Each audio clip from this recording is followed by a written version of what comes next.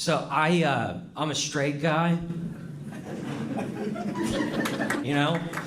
It's a very strange thing to support with applause. I don't celebrate it at all. In fact, I don't even think it's permanent. I don't think like I'm gonna change over time and start liking boys or whatever, but you know, I have been around long enough to know that the LGBTQ plus has expanded a lot in my lifetime, and it's my theory that eventually something that they discover might describe me.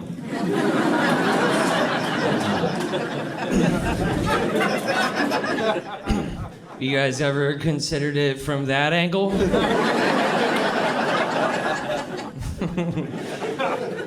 Can we get inducted in? I don't know. I hope so, though. They seem like fun folks. Yeah, I've thought about it like, for example, what happens when they discover a new category for guys who aren't like gay per se, but would rather suck a dick than renew his vehicle tags?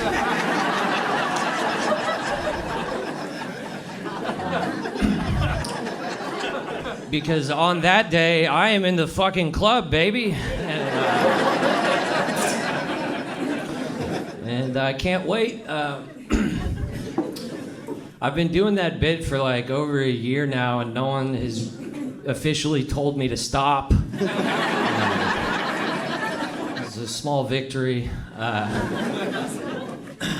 And, you know, on the same note, I'm made more comfortable by the fact that it seems popular with gay people. Gay people like that joke, historically. In fact, oftentimes I will have a gay guy come up and ask me when I need my tags renewed.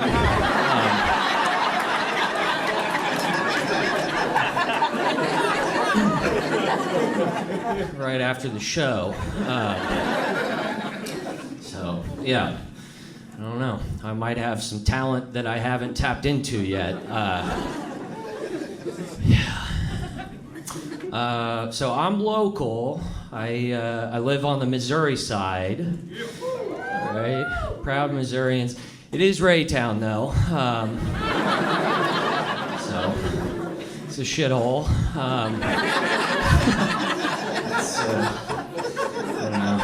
I don't know. I'm glad that I live in Missouri, honestly. I would prefer to live on the Missouri side. One of the nice things about Missouri now is that we can legally smoke weed. Good. Thank God you guys are cool with that. When that passed, that was a big deal for me personally, because I don't know if you can tell this about my demeanor, but I'm thinking about getting into it, and sounds like a good time, and now that I don't have to upset the delicate balance of law and order in this fine state, I might give it a go. Yeah. Something weird I noticed, though, is that on the very same day that Missouri voted to legalize marijuana, we also voted to raise the police budget, which I was not a fan of. Personally, I was like, you know, that sounds like a handout. And I was like, what the fuck? And I don't mean to disparage the police, you know, by the way. I know they still have a lot on their plate with fentanyl and everything. You know, fentanyl them donuts in their little pig mouths.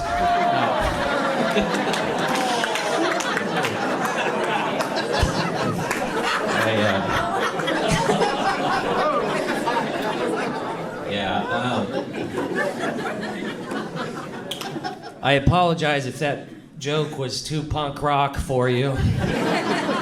And if it was, I wish you a safe journey back to Leawood tonight.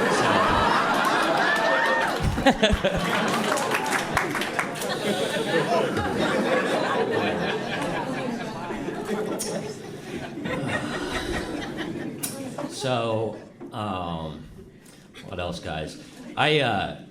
So I'm pretty broke right now. I'm not like impoverished or whatever, but I am at a point where if I lose an iPhone charger, it will set into motion a string of events that I don't think my portfolio is going to recover from. You know, you ever been in that spot? It's like, I might have to liquidate some of my assets. Which, liquidating assets, I'm a millennial, so that's what I call it when I have to cancel Hulu.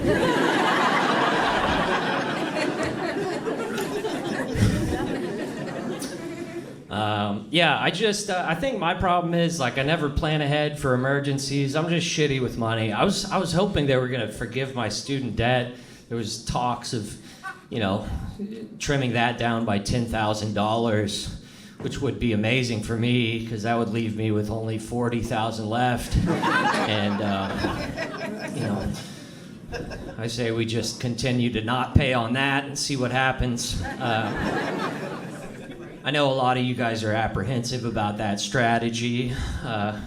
You're like, oh no, Aaron, that might fuck up your credit, or whatever. I have something to tell you. I wouldn't worry about it. My credit score is what they call in God's hands. Not a concern right now.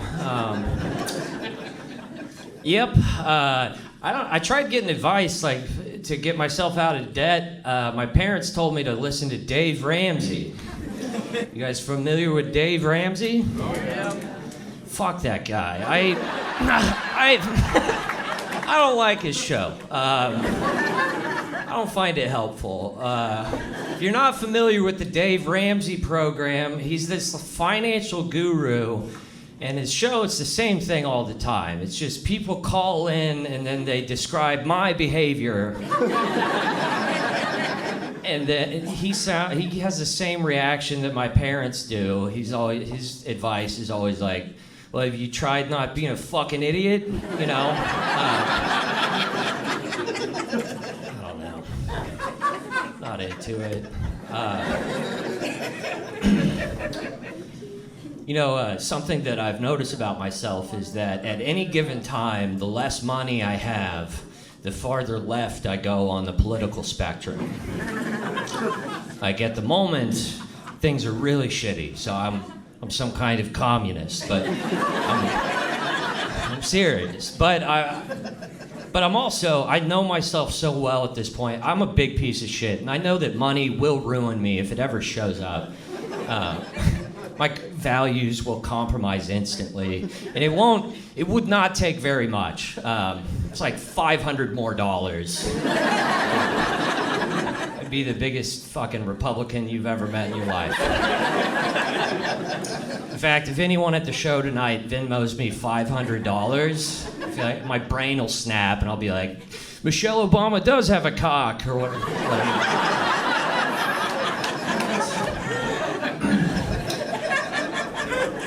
Why don't the green M&Ms make me erect anymore? Or whatever. I don't mean to be divisive, by the way.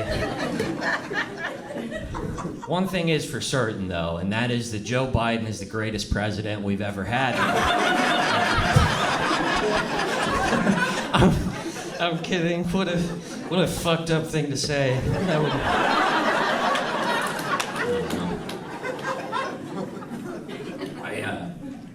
I do think it's going to be Trump versus Biden in the next election, probably. That's how it looks right now. In which case, like, I'm not voting. I can't fuck those choices, man. They both rule. They're both solid dudes. It's like a real Pink Floyd, Led Zeppelin situation.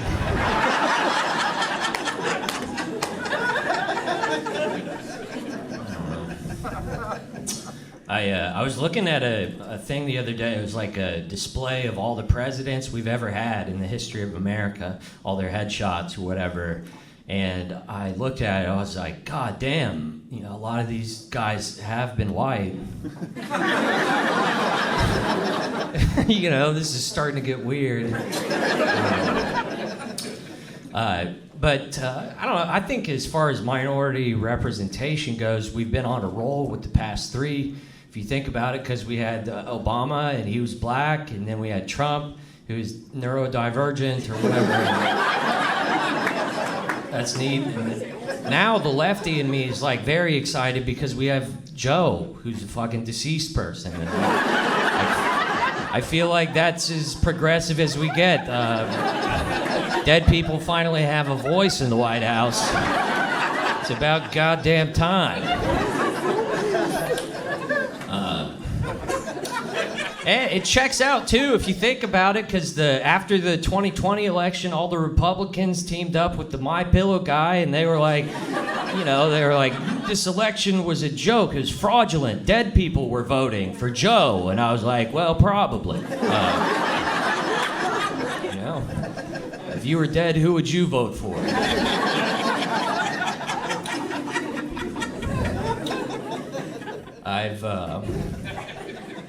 So I try to pay attention to political correctness. I try to, you know, because I do this all the time. You got to pay attention to new words that you can't say anymore, and they change all the time. Like, you know, 10 years ago it was fine, now it's not okay. Sometimes they shock me though. Like, did you guys know, for example, that you're not supposed to call people pussies any longer? I'll be honest, when I first heard that, my gut reaction was like, well, hang on a minute. This one's gonna help me out.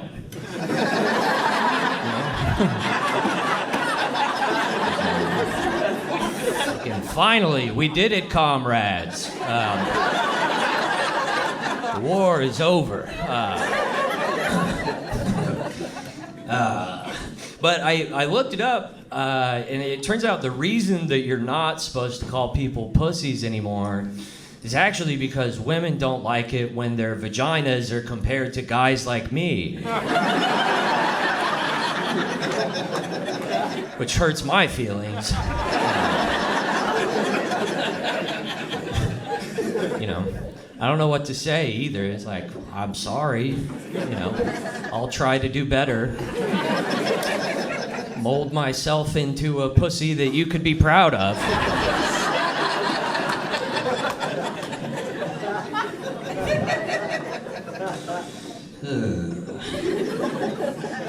I was hanging out with a friend the other day, and we saw this lady who was like wearing a lot of makeup, and he said this thing. It's gross. He said that I've heard guys say this before. He was like, that's too much makeup. You never know what's underneath all that makeup. You ever heard a fella say that? I was like, fuck you, dude. Normally underneath all that makeup is a goddamn artistic genius. Am I wrong? I mean, correct me if I'm wrong, but some people have to get up earlier every morning and draw a picture of a beautiful woman on the cover of their own face. I find that impressive.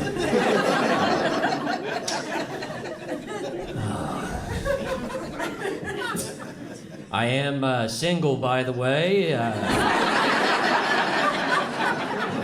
Just in case there's any ladies out there into guys who need fixing. Part of my problem is I feel like, I don't know, like when you get into your 30s, like you're not, for guys anyway, like I'm not horny anymore like I was in my 20s. In my 20s, I was horny all the time. Now I feel like my sex drive is just fucked. And like it's weird because like I'm still a heterosexual guy. Like I like women, but like when I see an attractive woman now, my brain's like, it's like, God damn, you know, someone needs to fuck her.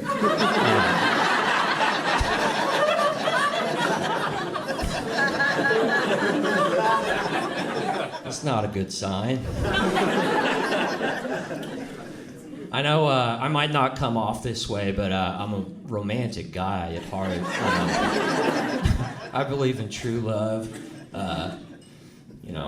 I know it sounds corny and everything, but I believe that I have a soulmate perfect for me, that's destined for me out there somewhere, She can't fucking hide forever.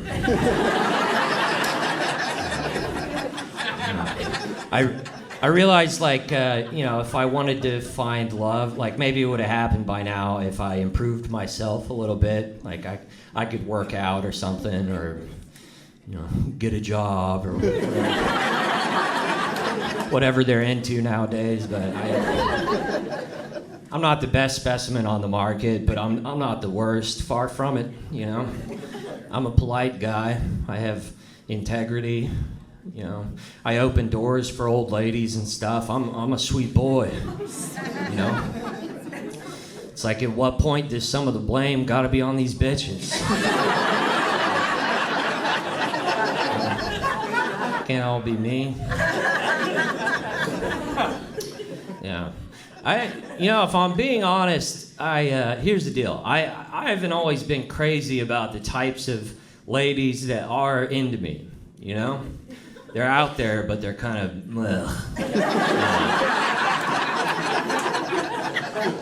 they're just not my favorite, and that would hurt my feelings. But the way I cope with that is I just tell myself that I'm an acquired taste kind of guy, I'm like Long John Silver's, because I'm good, but the people that are into me tend to be gross.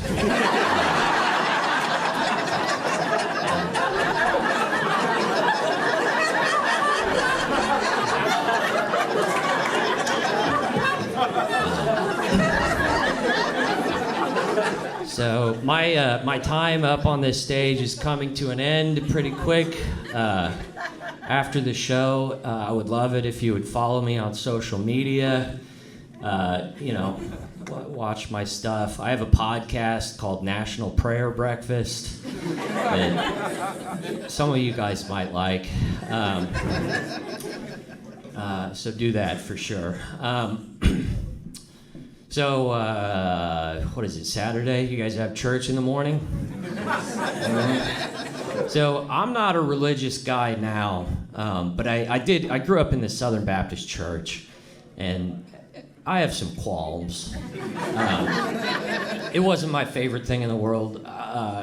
When you grow up in the Baptist Church, and maybe you know this, but they're very reserved about sex, They teach, abstinence only.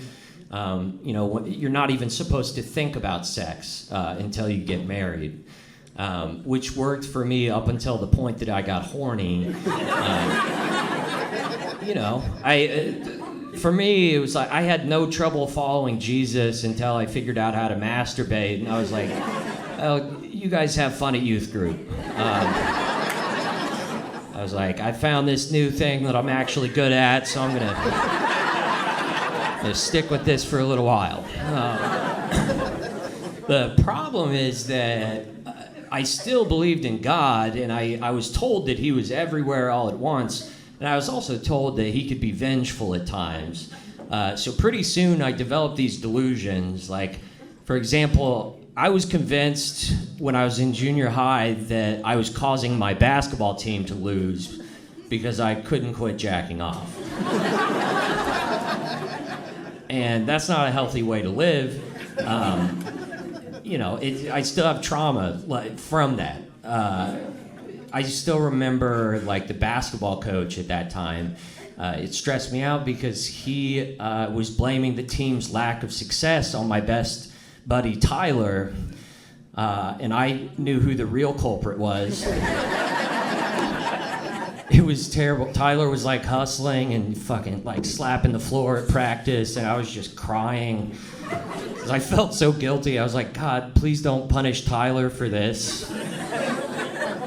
It's not his fault. Don't make him run. If you guys want to win this season, someone needs to cut off my hands.